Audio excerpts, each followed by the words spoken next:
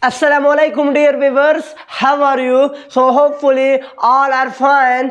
In today's lecture we are going to discuss about the remaining part of carbohydrates topic. In the previous lecture we have studied all about monosaccharides and little bit about oligosaccharides and that of polysaccharides. आज के lecture में हम oligosaccharides के बारे में जो भी बाकी हुआ है उनको पढ़ेंगे और उसके बाद हम पॉलीसैकेराइड्स पर बात करेंगे। तो जो हमारी आज की वीडियो है वो भी कार्बोहाइड्रेट पर है, लेकिन इसको जो है फिर हम पार्ट 2 का नाम देंगे। कार्बोहाइड्रेट में पार्ट 2 का नाम इसे देंगे। आज के लेक्चर में हम ओलिगोसैकेराइड पर बात करेंगे, उसके बाद हम पॉलीसैकेराइड्स पर बात करेंगे, क्योंकि जो मोनोसैकेराइड कहता उनको जो है हमने पिछले लेक्चर में सारे का सारा कवर किया था। तो चलिए दोस्तों, टाइम को वेस्ट किए बगैर शुरू करते हैं इस वीडियो को। तो सबसे पहले हम बात करते हैं ओलिगोसैकेराइड्स पर।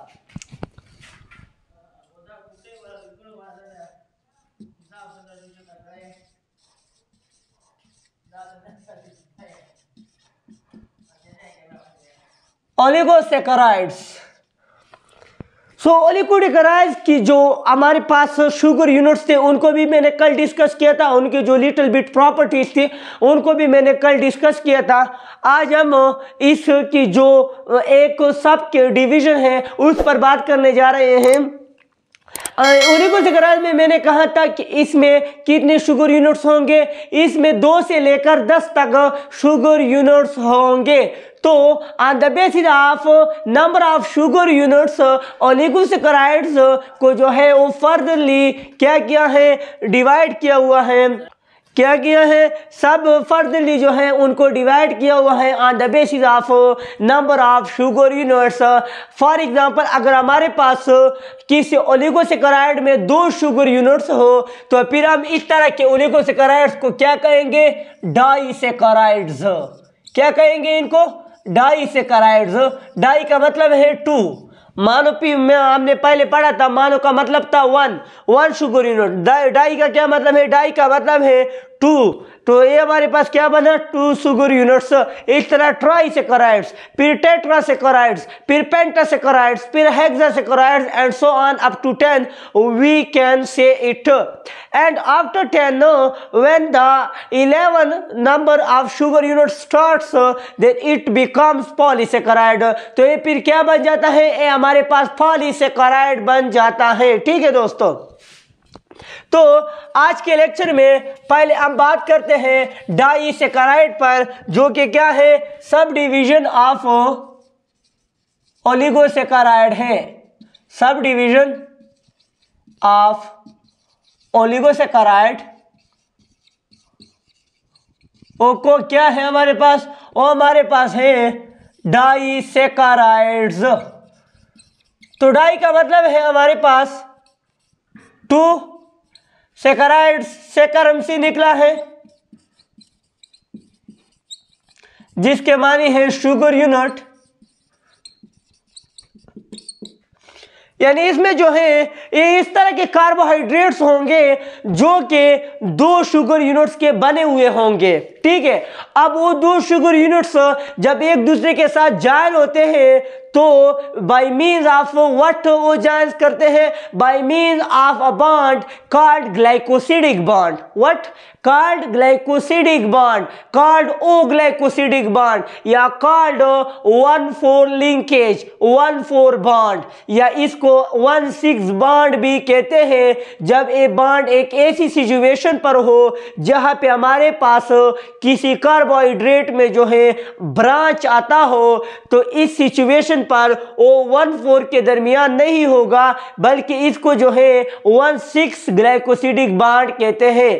ठीक है, 1,4 बॉन्ड की जगह इनको फिर 1,6 बॉन्ड कहलाएंगे। तो ये डाइसैकेराइड्स है। अब हम चलते हैं डाइसैकेराइड्स की चंद एग्जांपल्स की तरफ, और ये भी जानते हैं कि उनके दरमियान ये बॉन्ड्स किस तरह से बनते हैं। तो डाइसैकेराइड्स के हमारे पास एग्जांपल्स ये हैं, हमारे पास माल्टोज, लैक्टोज, एंड सक्रोज। ठीक है, ये तीनों के तीनों हमारे पास क्या है, ये हमारे पास एटसेट्रा और भी बहुत सारे हैं, लेकिन ये तीनों जो है ये मेन है।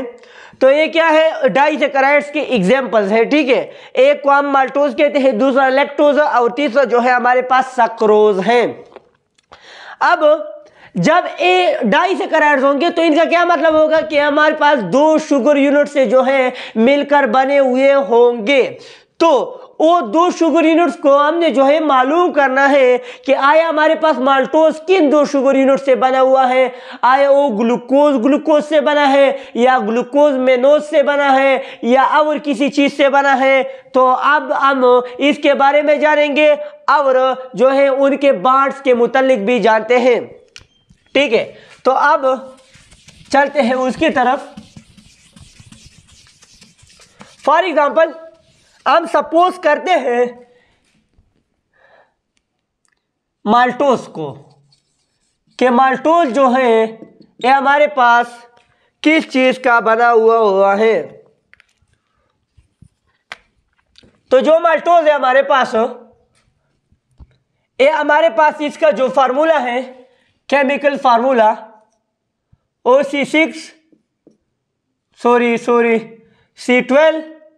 C12H24O12। ठीक है, ये इस चीज का बना हुआ, ये इसका जनरल फार्मूला है। ठीक है, किस चीज का, माल्टोज का।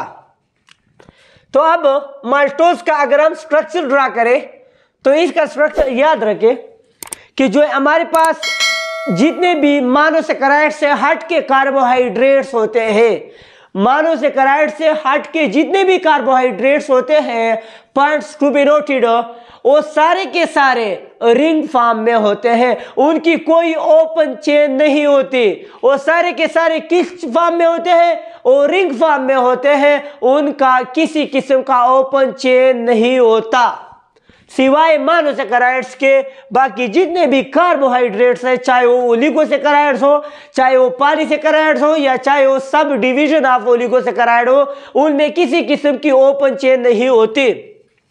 तो अब जब माल्टोज को ड्रा करेंगे तो इसके जो है हम रिंग चेन को बनाएंगे।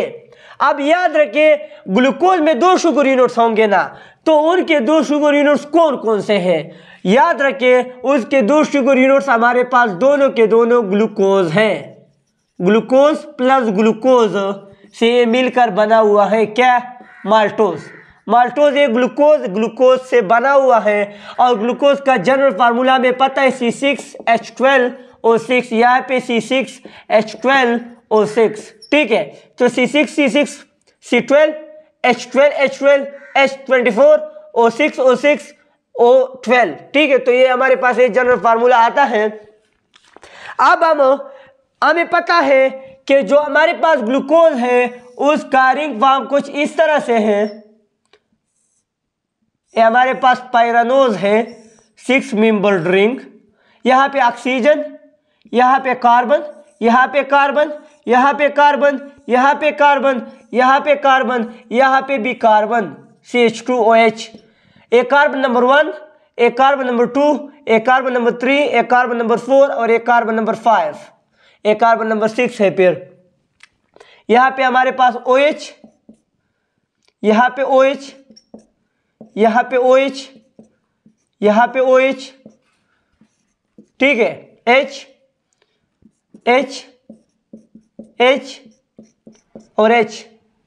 ठीक है, अब ये हमारे पास एक कार्बोहाइड्रेट की स्ट्रक्चर। अब हम इस तरफ दूसरी ग्लूकोज की स्ट्रक्चर, इस तरफ हम दूसरी ग्लूकोज की जो है स्ट्रक्चर को बनाते हैं। इसको हम थोड़ा स्मॉल बनाएंगे। यहाँ पे कार्बन, यहाँ पे कार्बन, यहाँ पे कार्बन, यहाँ पे कार्बन, यहाँ पे कार्बन, यहाँ पे ऑक्सीजन, यहाँ पे कार्बन, CH2OH। एक कार्बन नंबर 1, एक कार्बन नंबर 2, एक कार्बन नंबर 3, एक कार्बन नंबर 4, एक कार्बन नंबर 5, एक कार्बन नंबर 6। ये जो है यहाँ पे OH, AH, OH, H, OH, H, OH, H। ठीक है, तो अब हम ग्लाइकोसिडिक बॉन्ड की तरफ चलते हैं।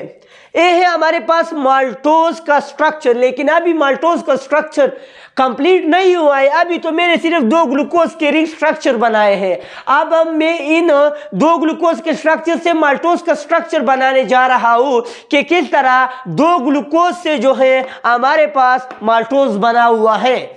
Through what? Through glycosidic bond. क्योंकि पहले लेक्चर के शुरू में मैंने आप लोगों को कहा कि जो हमारे पास डाइसेकेराइड होते हैं या जो ओलिगोसेकेराइड होते हैं, मोनोसेकेराइड से हट के जितने भी कार्बोहाइड्रेट्स हैं वो जब बनते हैं तो व्हाट टाइप ऑफ मीन वो बनते हैं, वो जो है with the help of chemical bond बनते हैं। तो माल्टोज में केमिकल बॉन्ड, ग्लाइकोसिडिक बॉन्ड जो होता है वो जरूरी होता है। तो वो बॉन्ड किस तरह से बनेगा? याद रखें ये जो हमारे पास कार्बन है और ये जो हमारे पास कार्बन है, इन दोनों के जो OH पार्ट्स है, H वाले पार्ट्स नहीं, OH पार्ट्स, इनके जो OH वाले पार्ट्स हैं इनमें से एक का हाइड्रोजन और दूसरे का हाइड्रोक्सिल, ये मिलके H2O बनाएंगे और जो उनका ऑक्सीजन है उनके थ्रू वो क्या बन जाएगा? उनके दरमियान हमारे पास कनेक्शन बन जाएगा, एक कार्बन से ऑक्सीजन की तरफ और एक कार्बन से ऑक्सीजन की तरफ। जबकि जो हमारे पास H है और जो हमारे पास OH है, ये रिलीज होके H2O बनाएगा। यानी जो हमारे पास कंडेंसेशन प्रोसेस थी वो भी कंप्लीट हुई और इसके साथ साथ जो ऑक्सीजन है उसके थ्रू हमारे पास 2 रिंग ग्लूकोज मॉलिक्यूल वो कनेक्ट हुए, वो जॉइन हुए और इसी से हमारे पास जब H2O रिलीज होता है और ऑक्सीजन के थ्रू 2 ग्लूकोज मॉलिक्यूल कनेक्ट हो जाते हैं तो इस स्ट्रक्चर को फिर हम जो है क्या कहते हैं? माल्टोज का स्ट्रक्चर कहते हैं। H2O को इंक्लूड नहीं करेंगे इस स्ट्रक्चर में, H2O रिलीज हो जाता है और वो ऑक्सीजन के साथ जरिए हमारे पास क्या होते हैं? 2 ग्लूकोज मॉलिक्यूल जॉइन हो जाते हैं और इसी को फिर हम माल्टोज का नाम देते हैं। अब क्वेश्चन ये पैदा होता है कि मैं कार्बोहाइड्रेट के शुरू से बॉन्ड्स का जो बॉन्ड का जिक्र कर रहा हूं, ग्लाइकोसिडिक बॉन्ड का। ग्लाइकोसिडिक बॉन्ड तो उसको बेसिकली वैसे नाम दिया गया है, लेकिन जो हमारे पास उसको ओ ग्लाइकोसिडिक बॉन्ड कहते हैं, वो किस वजह से कहते हैं? तो जो ओ ग्लाइकोसिडिक बॉन्ड उसको कहते हैं वो इस वजह से कहते हैं क्योंकि दोनों हमारे पास ग्लूकोज मॉलिक्यूल है, ये क्या है? ये हमारे पास ऑक्सीजन के जरिए जो है जॉइन हुए हैं, इस वजह से इसको जो है हमारे पास ओ ग्लाइकोसिडिक बॉन्ड भी कहते हैं। दूसरी बात, ये जो हमारे पास ये बॉन्ड है इसको 1,4 बॉन्ड या 1,4 लिंकेज क्यों कहते हैं? तो ये इस वजह से कहते हैं क्योंकि ये 2 ग्लूकोज मॉलिक्यूल के ऐसे कार्बन के दरमियान बनाया हुआ होता है जो कि एक कार्बन नंबर 1 होता है और दूसरा कार्बन नंबर 4 होता है। आप देख सकते हैं इसका कार्बन नंबर 1 है और इसका कार्बन नंबर 4 है। इस तरह इसका कार्बन नंबर 1 है, उधर उसका फिर कार्बन नंबर 4 होगा। अगर मैं ट्राइसेकेराइड की बात करूं, अगर मैं पॉलीसेकेराइड की बात करूं तो मैं जो इस तरह जाऊंगा, चेन इस तरह बन जाएगा। ठीक है, तो इसको हम इस वजह से 1,4 लिंकेज कहते हैं। लेकिन याद रखिए अगर बात जो है ब्रांच पर हो, ब्रांच के हवाले से अगर बात की जाए तो यहाँ पे 1,4 के दरमियान नहीं बनेगा बल्कि 1,6 के दरमियान हमारे पास बॉन्ड बनेगा। तो इसको हम 1,6 लिंकेज भी कह सकते हैं। तो ये थी हमारे पास माल्टोज की स्ट्रक्चर। अब हम जो डाइसेकेराइड्स की दूसरी डाइसेकेराइड्स की हमने बात की, जो हमारे पास लैक्टोज है और जो हमारे पास वो जो है सक्रोज है, उनकी तो हम स्ट्रक्चर्स की बात नहीं करेंगे क्योंकि माल्टोज की स्ट्रक्चर की समझ अगर आप लोगों को आई होगी तो उनकी भी समझ आती होगी, उनको भी आप लोग ड्रा कर सकेंगे। लेकिन उनकी जो है मैं बेसिक बताता हूं कि वो कौन से 2 शुगर यूनिट से बने हुए होते हैं। हमारे पास एक है लैक्टोज। तो याद रखिए जो लैक्टोज है हमारे पास वो ग्लूकोज प्लस गैलेक्टोज से मिलकर बना हुआ होता है, ग्लूकोज प्लस गैलेक्टोज। और जो हमारे पास सक्रोज है, याद रखिए ये हमारे पास ग्लूकोज प्लस किस चीज से? फ्रक्टोज से मिलकर बना हुआ होता है। ठीक है, तो याद रखिए इस बात को। इन सारों में जो है हमारे पास ग्लूकोज कॉमन है, माल्टोज में जो है ग्लूकोज है, लैक्टोज में भी ग्लूकोज है, सक्रोज में भी ग्लूकोज है, लेकिन माल्टोज में जो दूसरा कंपोनेंट है वो भी ग्लूकोज है, लेकिन लैक्टोज में दूसरा कंपोनेंट फिर गैलेक्टोज बन जाता है।